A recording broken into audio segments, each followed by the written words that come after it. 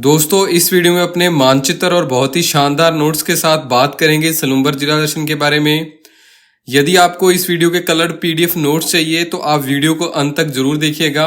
चलिए शुरू करते हैं। सलुम्बर, सराड़ा, सेमारी, लसाड़िया और जालरा, ये 5 तहसीलें सलुम्बर जिले के अंतर्गत आती हैं।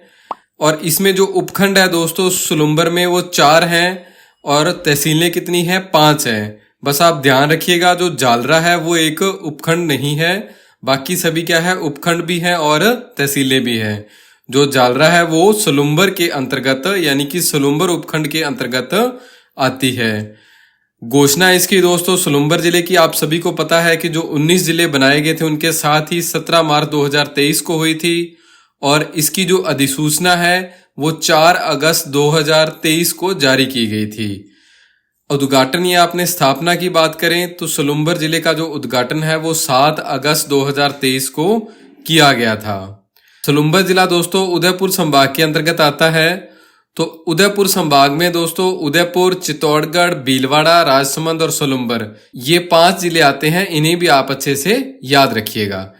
चलिए दोस्तों अब आगे बात करते हैं अपने कि सलुम्बर जिला किस जिले से अलग होकर बना है। तो सलुम्बर दोस्तों उदयपुर जिले से अलग होकर इसे बनाया गया है, जिसमें उदयपुर की 5 तहसीलों को सम्मिलित कर अलग से नया जिला सलुम्बर बनाया गया है। चलिए अब आगे दोस्तों बात करते हैं अपने सलुम्बर जिले की सीमा के बारे में। तो सलुम्बर की सीमा दोस्तों उदयपुर, चित्तौड़गढ़, प्रतापगढ़ और डूंगरपुर, इन 4 जिलों के साथ सलुम्बर जिले की सीमा लगेगी। सलुम्बर जिला दोस्तों एक अंतर्वर्ती जिला है, यानी कि इसकी सीमा किसी भी अन्य राज्य या देश के साथ नहीं लगती। राजस्थान में दोस्तों 28 जिले सीमावर्ती हैं, यानी कि इनकी सीमा किसी राज्य या देश के साथ लगती है और 22 जिले ऐसे हैं जिनकी सीमा किसी अन्य राज्य या देश के साथ नहीं लगती, यानी कि अंतर्वर्ती जिले हैं सलुम्बर जिले की तरह। चलिए अब आगे बात करते हैं दोस्तों अपने सलुम्बर जिला दर्शन में जो बहुत ही इंपॉर्टेंट है। सलुम्बर जिला दोस्तों आर्द्र जलवायु प्रदेश के अंतर्गत आता है। अगर अपने कृषि जलवायु प्रदेश की बात करें तो यह 4th B, जिसे अपने आर्द्र दक्षिणी मैदानी प्रदेश कहते हैं, तो इसके अंतर्गत यानी कि इस कृषि जलवायु प्रदेश के अंतर्गत आता है। मिट्टी यहाँ की दोस्तों लाल दोमट मिट्टी, जिसे लोमी मिट्टी के नाम से भी जाना जाता है, जो सलुम्बर जिले में पाई जाती है। और सलुम्बर चुंडावतों का प्रथम श्रेणी का ठिकाना था।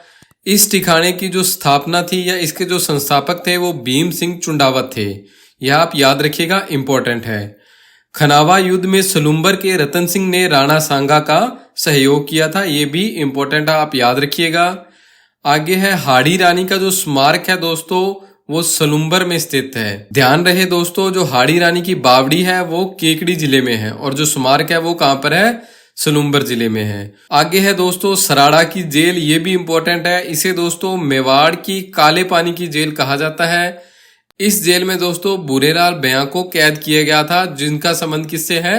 प्रजामंडलों से इनका बुरेलाल बयां का संबंध है। जैसमंद झील, यह झील दोस्तों पहले उदयपुर जिले के अंतर्गत आती थी और अब वर्तमान में यह सलुम्बर जिले के अंतर्गत है। जैसमंद झील दोस्तों भारत की दूसरी और राजस्थान की सबसे बड़ी मीठे पानी की कृत्रिम झील है। मोस्ट इंपॉर्टेंट है दोस्तों, भारत की दूसरी सबसे बड़ी और राजस्थान की सबसे बड़ी जो मीठे पानी की झील है वो कौन सी है? जैसमंद झील है।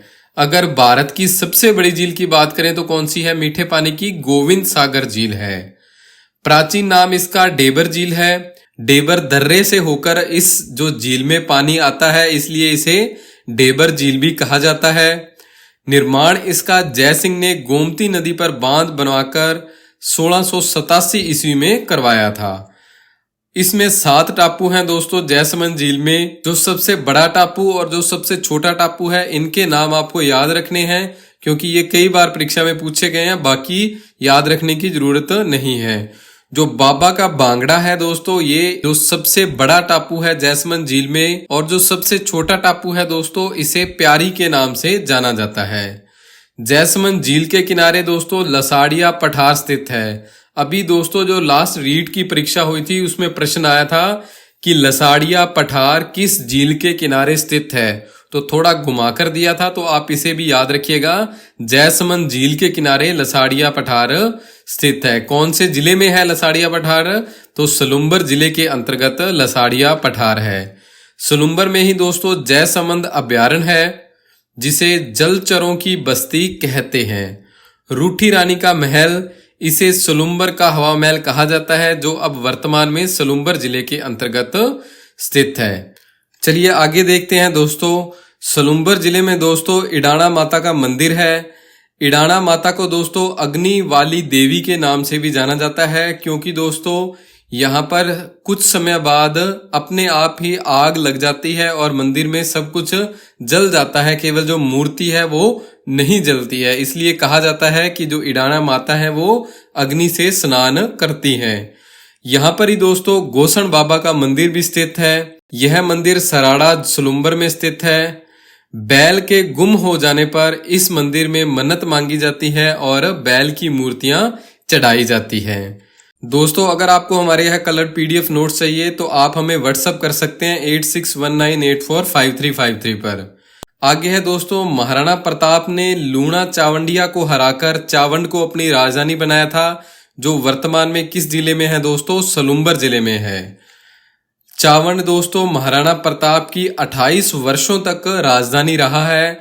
दोस्तों कई किताबों में इसे 1613 तक और कईयों में 1615 तक महाराणा प्रताप की राजधानी माना जाता है। महाराणा प्रताप के द्वारा दोस्तों चावंड के महल एवं चामुंडा माता के मंदिरों का निर्माण करवाया गया था। महाराणा प्रताप की जो छतरी है बाडोली सलुम्बर में स्थित है। यह छतरी दोस्तों केजड़ बांध के पास बनी हुई है और यह 8 खंभों की छतरी है। दोस्तों खंभों पर आधारित छतरियों की वीडियो हमने पहले ही बना रखी है, जिसे आप नीचे डिस्क्रिप्शन में दिए गए लिंक पर क्लिक कर देख सकते हैं। आगे है दोस्तों सलुम्बर जिले के अंतर्गत जो नदियां आएंगी, तो इसमें दोस्तों माही की जो प्रमुख 2 सहायक नदियां हैं वो सलुम्बर जिले से होकर बहती हैं। पहली है सोम नदी और दूसरी है जाखम नदी। ये दोनों नदियां दोस्तों सलुम्बर जिले से होती है। ध्यान रहे दोस्तों माही नदी सलुम्बर जिले से नहीं बहती। इनकी 2 जो सहायक नदियां हैं सोम और जाखम, ये सलुम्बर जिले से होकर बहती हैं। सोम नदी दोस्तों जो माही नदी की सहायक नदी है, ये उदयपुर, सलुम्बर और डूंगरपुर में बहती है। जाखम नदी, यह नदी प्रतापगढ़, सलुम्बर तथा डूंगरपुर में बहती है। वास्तव में दोस्तों यह नदी त्रिवेणी संगम नहीं बनाती, क्योंकि यह माही नदी और सोम नदी का जो मिलन होता है उससे कुछ पहले ही सोम नदी में मिल जाती है, परंतु अपने को हमेशा पढ़ने को यही मिलता है कि ये तीनों नदियां मिलकर त्रिवेणी संगम बनाती हैं। माही, सोम और जाखम के त्रिवेणी संगम पर बेणेश्वर धाम है। इनका जो त्रिवेणी संगम है वो कहां पर है दोस्तों? नवाटापुरा डूंगरपुर में इनका त्रिवेणी संगम है और वहां पर बेणेश्वर धाम स्थित है।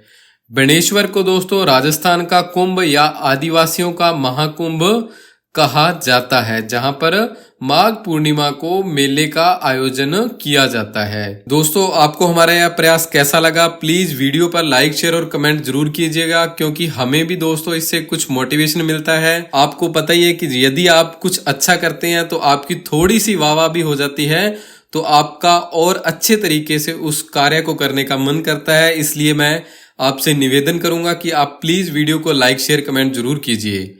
अगर आपको कलर्ड पीडीएफ नोट्स चाहिए तो आप हमें व्हाट्सएप मैसेज कर सकते हैं 8619845353 पर।